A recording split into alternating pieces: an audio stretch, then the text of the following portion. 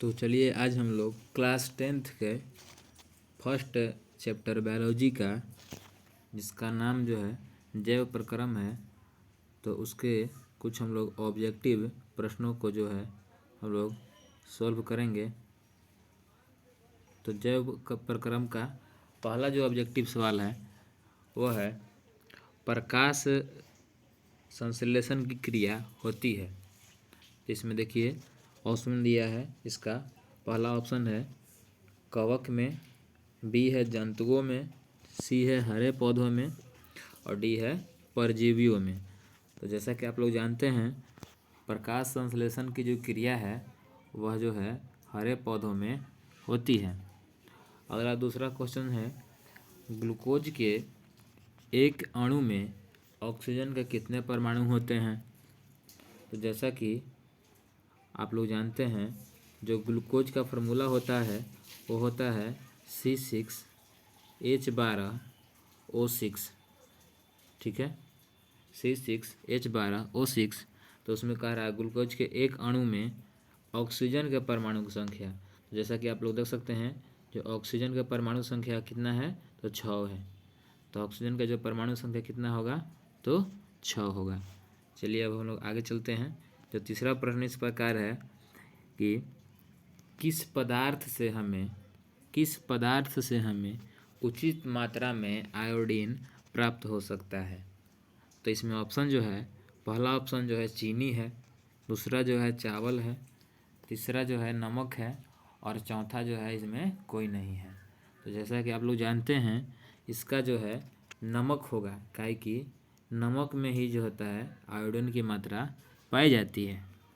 अगला चौथा प्रश्न जो है आपका मनुष्य और अन्य मांसाहारी जीव निम्नलिखित में से किसका पाचन नहीं कर पाते हैं। तो मनुष्य और मांसाहारी जीव निम्नलिखित में से सेल्यूलोज का पाचन जो है नहीं कर पाते हैं, क्योंकि जो सेल्यूलोज होता है वह शाकाहारी जीवों में पाया जाता है और मांसाहारी और मनुष्य में नहीं पाया जाता है, इसलिए सेल्यूलोज का पाचन नहीं कर पाते हैं मनुष्य और मांसाहारी जीव। अगला जो पांचवा प्रश्न है वो इस प्रकार है परजीवी में पादप का उदाहरण है। तो परजीवी जो है उसमें पादप का जो उदाहरण है वह जो है कवक है।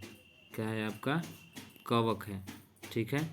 अगला जो है मनुष्य के मुख गुहा में कितनी जोड़ी लार ग्रंथियाँ पाई जाती है। तो मनुष्य के मुख गुहा में 3 जोड़ी लार ग्रंथियाँ पाई जाती है, जिसका नाम है पहला जो है सबडीमुलर है, दूसरा जो है सबलिंगुअल है और तीसरा जो है पैरोटिड है। तो मनुष्य के मुख गुहा में जो है 3 जोड़ी लार ग्रंथियाँ पाई जाती है, सबडीमुलर, सबलिंगुअल और पैरोटिड। आगे जो है 7वां प्रश्न जो है दांत की ऊपरी परत में है। तो दांत के देखिए दांत के जो है सबसे ऊपरी परत जो होता है वह जो है इनामेल का बना होता है और दांत का जो है आंतरिक परत जो होता है वह डेंटाइन होता है। तो यहाँ जो आपका सही आंसर होगा इनामेल होगा, क्योंकि दांत के जो है ऊपरी परत में इनामेल होता है और आंतरिक परत में क्या होता है डेंटाइन होता है। अगला जो 8वां प्रश्न जो है मुख गुहा में आहार का कौन सा भाग का पाचन होता है। तो जैसा कि आप लोग जानते हैं कि मुख गुहा में आहार का कार्बोहाइड्रेट का पाचन होता है, प्रोटीन और वसा का पाचन जो है इसमें नहीं होता है। और न्यूक्लिक देखिए न्यूक्लिक क्या है तो अम्ल है। ठीक है। तो कह रहा है आहार का कौन सा भाग का पाचन होता है, तो कार्बोहाइड्रेट का पाचन होता है मुख गुहा में। अगला जो प्रश्न आपका है 9वां प्रश्न स्वपोषी के लिए आवश्यक है। तो स्वपोषी के लिए जो है आपको क्या आवश्यक है, पर्ण रहित हरित है यानी क्लोरोफिल है, सूर्य का प्रकाश ये भी इसकी भी आवश्यकता है और सी जो है कार्बन डाइऑक्साइड इसकी भी आवश्यकता है। तो इसमें क्या ऑप्शन होगा डी होगा इनमें सभी। ठीक है, आगे प्रश्न में चलते हैं। प्रकाश संश्लेषण क्रिया में ऑक्सीजन बाहर निकलता है। देखिए इस प्रश्न का जो है सही आंसर क्या होगा। इसमें क्या कह रहा है, प्रकाश संश्लेषण क्रिया में जो है, जब प्रकाश संश्लेषण की क्रिया होती है इसमें से ऑक्सीजन बाहर कैसे निकलता है। तो ऑक्सीजन बाहर वो जल के सहारा से निकलता है, क्योंकि जल का फार्मूला क्या होता है, H2O होता है। तो ऑक्सीजन जो है जल की सहायता से बाहर निकलता है। अगला जो है 11 नंबर प्रश्न, क्लोरोफिल का जो है रंग कैसा होता है। तो जो क्लोरोफिल है इसका रंग बताना है। तो जैसा कि आप लोग जानते हैं, जो क्लोरोफिल होता है, जो पर्णहरित होता है, उसका जो रंग होता है कैसा होता है, हरा होता है, नीला होता है, लाल होता है कि सफ़ेद होता है। तो इसका आंसर आप लोग बताइए। तो इसका आंसर जो है, सही आंसर क्या है, हरा होता है। ठीक है, आप लोग एक कॉपी और कलम लेकर बैठ जाएं और जो भी सही प्रश्न पहले आप लोग अपने से खुद से ही उसका ऑप्शन लगा लें और फिर उसके बाद इसका आंसर देखें। चलिए अब हम लोग आगे चलते हैं। कवक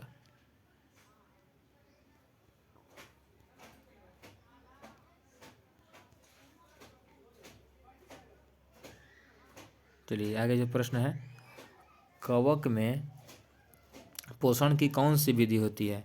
देखिए कवक जो होता है उसमें पोषण की कौन सी विधि होती है। तो कवक में जो है पोषण मृत जीव होती है, क्योंकि स्वपोषी क्या होता है, हरे पौधे होते हैं। ठीक है, और मृत जीवी ही कवक में क्या होता है, कवक जो है क्या है, मृत जीवी पौधा है। ठीक है, क्योंकि सड़े गले पदार्थों से ही क्या करता है, अपना पोषण ग्रहण करता है। अब आगे है कि पत्तियों में गैसों का आदान प्रदान जो है कहाँ से होता है। तो देखिए पत्तियों में गैसों का आदान प्रदान सिरा से होता है कि रंध्र से होता है, मध्य सिरा से होता है कि इनमें कोई नहीं है। तो देखिए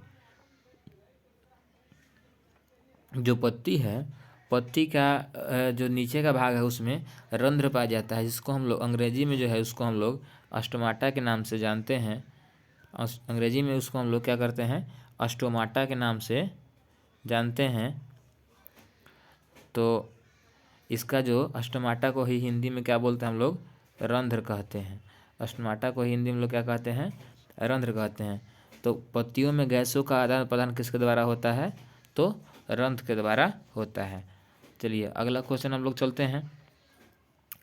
तो अगला क्वेश्चन क्या है, शरीर की सबसे बड़ी ग्रंथि कौन है। देखिए लार ग्रंथि, ठीक है, आमाशय ग्रंथि और यकृत ग्रंथि। यहाँ पे एक डी में क्या होगा, नन होगा, इनमें कोई नहीं।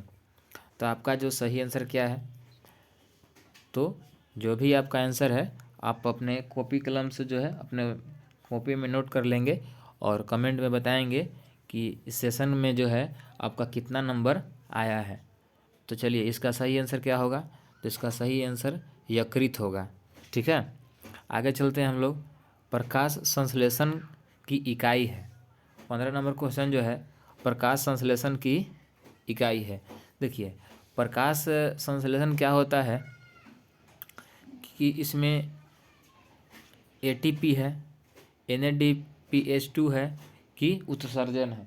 उत्सर्जन तो होगा नहीं, क्योंकि यहाँ पे क्या होता है उत्सर्जन में, कि प्रकाश संश्लेषण में क्या होता है कि इसका जो है सही आंसर इसमें ऑप्शन में नहीं दिया है, इनमें सभी तो होगा नहीं। तो प्रकाश संश्लेषण की इकाई जो है वह क्लोरोफिल के अणु है। क्या है आपका सही आंसर, क्लोरोफिल के अणु। यहाँ हम लिख देते हैं क्लोरोफिल के क्या हैं, क्लोरोफिल के अणु है इसका सही आंसर। आगे हम लोग चलते हैं।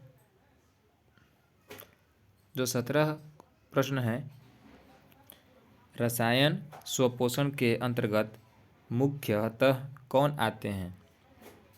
तो रसायन स्वपोषण के अंतर्गत तो हरे पौधे आते हैं कि कवक आते हैं, हरे पौधे आते हैं, कवक आते हैं कि अहरित बैक्टीरिया आते हैं कि शैवाल आते हैं। देखिए इसमें क्या होता है, इसमें एक रासायनिक अभिक्रिया होती है स्वपोषण में, तो स्वपोषण जैसा कि आप लोग जानते हैं, स्वपोषण क्या होता है, हरे पौधे होते हैं स्वपोषण जो अपना भोजन खुद बनाते हैं, और उसमें ही क्या होती है रासायनिक जो ग्लूकोज का बनना होता है, ऑक्सीजन का क्या होता है बाहर निकलना होता है, और कार्बन डाइऑक्साइड को ग्रहण करना होता है। तो यही जो है इसका जो सही आंसर क्या होगा, इसका जो सही आंसर ये होगा हरे पौधे। आंतरस कहाँ से स्रावित होता है, तो जैसा कि इसमें ऑप्शन दिया हुआ है, आंतरस आमाशय से स्रावित होता है, छोटी आंत से होता है, बड़ी आंत से होता है, कि मुख गुहा से होता है। मुख में तो कार्बोहाइड्रेट का पाचन होता है, यहाँ पे मुख में क्या होता है लार निकलती है। बड़ी आंत में भोजन का पाचन होता नहीं है। आमाशय में क्या होती है, तो आमाशय में ये जो है HCl निकलती है, जिसको हम लोग हाइड्रोक्लोरिक अम्ल बोलते हैं। तो यहाँ आपका आ गया छोटी आंत। तो छोटी आंत में क्या होता है कि आंतरस निकलता है। तो यहाँ जो आपका सही आंसर क्या होगा, तो आपका छोटी आंत होगा। छोटी आंत से ही क्या आता है आंतरस निकलती है। चलिए अब आगे हम लोग चलते हैं। जो आपका प्रश्न 19 है उसमें क्या दिया हुआ है, पित्तरस कहाँ से निकलता है, तो इसका आप लोग बताइए कि पित्तरस कहाँ से निकलता है। आमाशय से निकलता है, मुख गुहा से निकलता है, यकृत से निकलता है, छोटी आंत से निकलता है।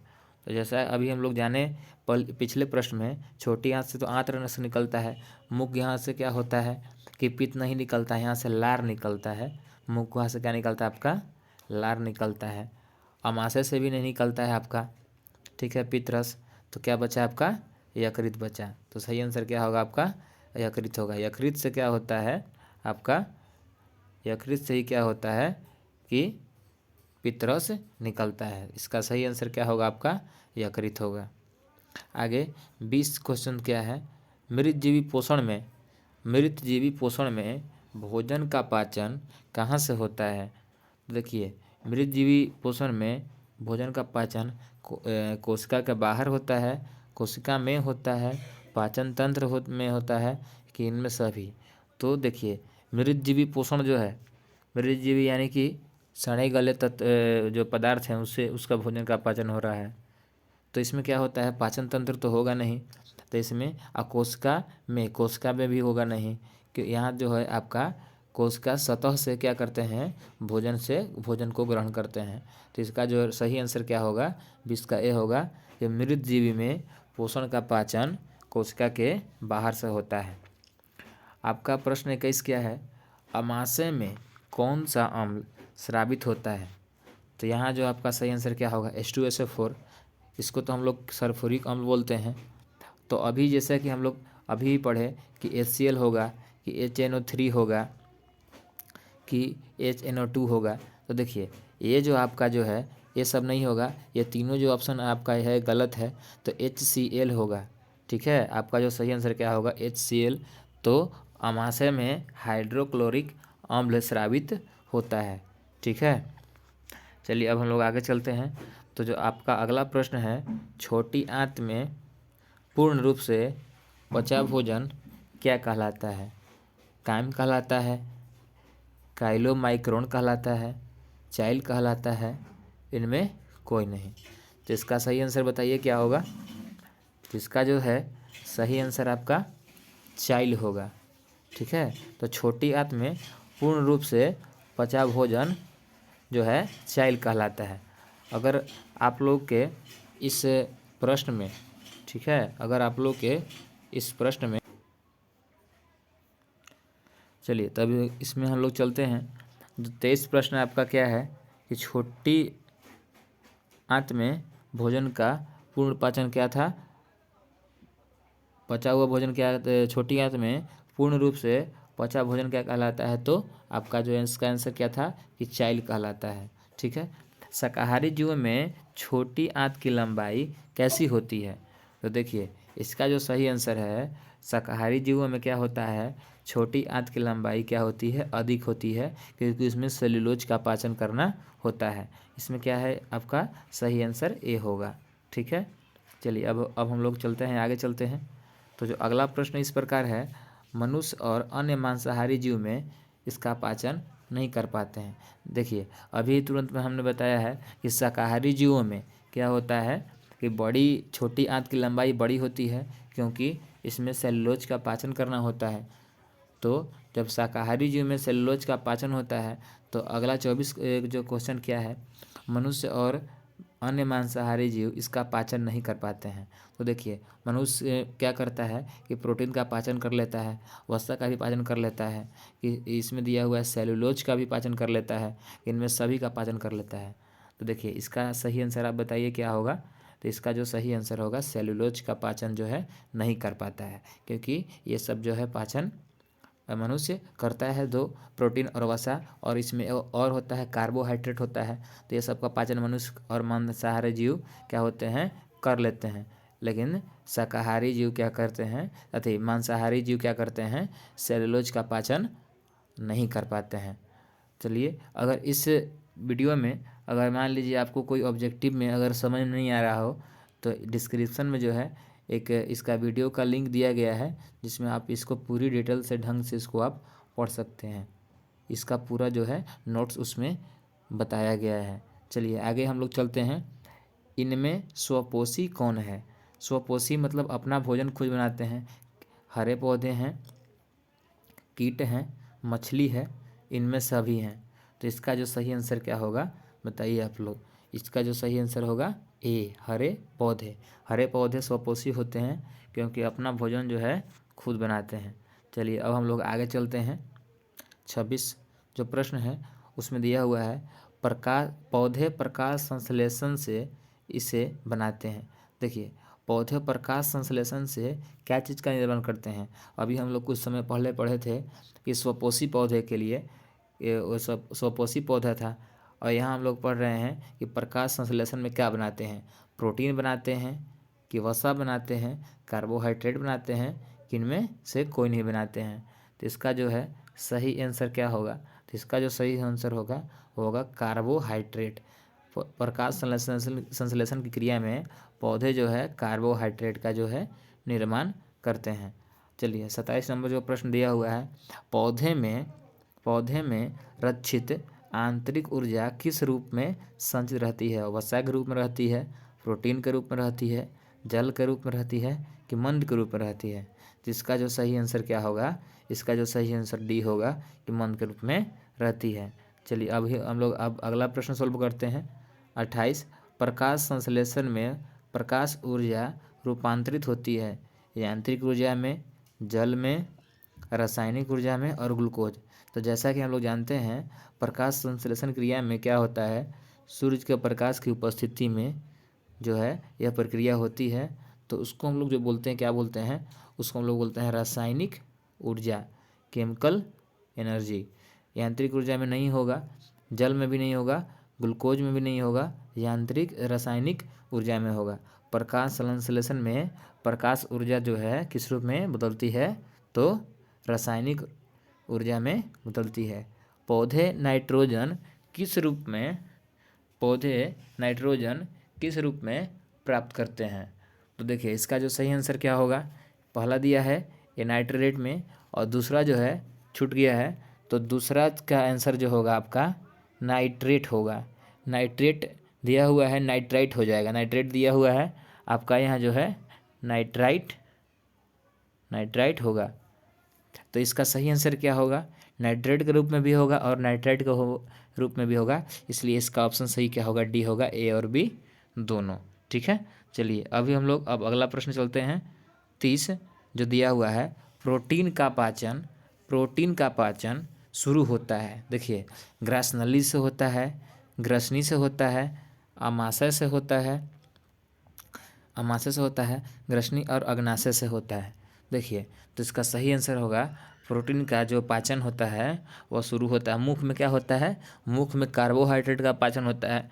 तो मुख में जो है भोजन मुख के बाद ग्रसनी और ग्रासनली से होते हुए आमाशय में जाती है, तो वहीं पे क्या होता है, प्रोटीन का पाचन होता है। अगर इसमें यह क्वेश्चन रहेगा कि भोजन का संपूर्ण पाचन कहाँ होता है, तो जो भोजन का है संपूर्ण पाचन जो है छोटी आंत में होता है। तो इसमें केवल पूछ रहा है कि प्रोटीन का पाचन शुरू होता है, तो जो प्रोटीन का पाचन कहाँ से शुरू होता है आपका तो अमाशय से शुरू होता है। ठीक है, चलिए आज हम लोग इतने प्रश्न को सॉल्व किए हैं, और जिनका जितना नंबर आया है वह कमेंट बॉक्स में लिखकर बताएंगे कि किनका इसमें कितना नंबर आया है।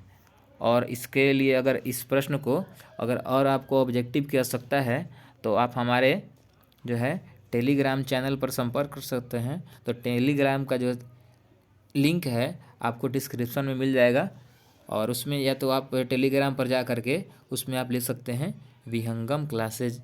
ठीक है, उसमें आप विहंगम क्लासेज अगर आप लिखेंगे तो आपको जो है टेलीग्राम में आपका आ जाएगा। ठीक है, विहंगम क्लासेज। चलिए तब तक अगले वीडियो में मिलते हैं। वीडियो को देखने के लिए आप लोग के जो है बहुत बहुत धन्यवाद।